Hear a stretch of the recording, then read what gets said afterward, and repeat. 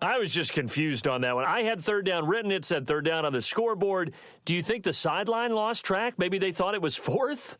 Something went haywire, and I'll admit it. I've lost track of downs before, but I'm not the one calling plays, keeping track here. They have to know this.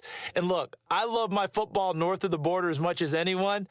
But here, it's 4 downs. All right, I can't believe they tried it that way and then went ahead and faked it as well. Nothing doing. That was a good run, and it got to the second level. And what I mean by that is that's where the linebackers usually play first. But the strong safety position ended up making the tackle. We call them a hybrid. Combination defensive back, combination linebacker.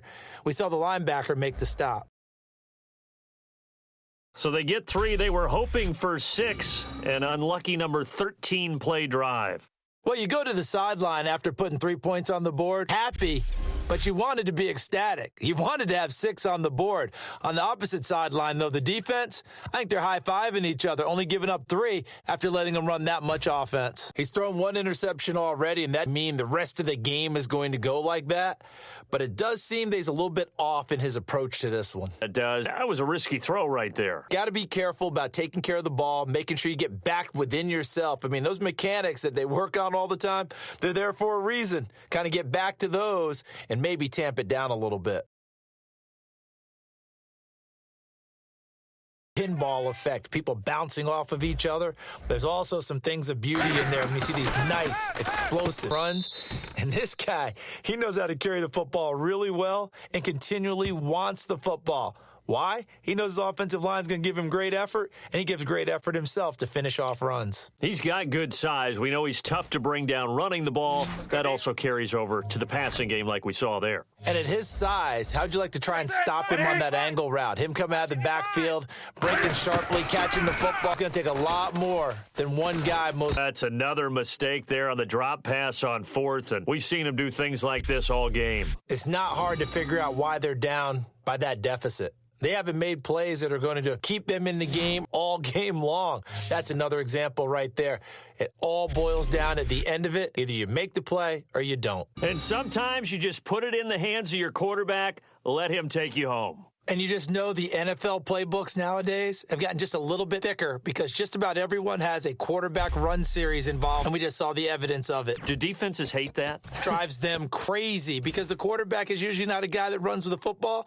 You cover everyone else, and all of a sudden he waltzes in on you.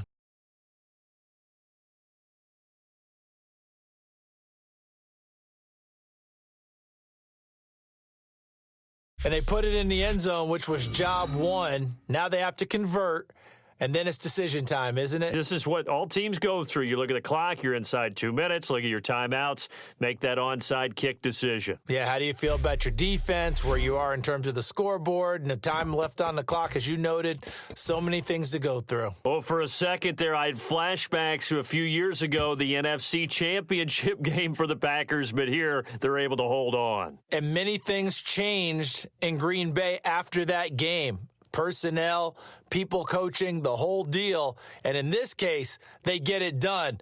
No fail like they had in Seattle. Yeah, they would need something miraculous. Can't stop the clock. Not really sure how they're going to win this. A miracle. Yeah, a miracle is exactly what it would take. And some help from the guys on offense. They'd have to actually try to run a play and have some disaster happen then. We've seen some of those miracles where they've gone the other way. In this case, snap the ball, take a knee, go in. Yeah, that's it.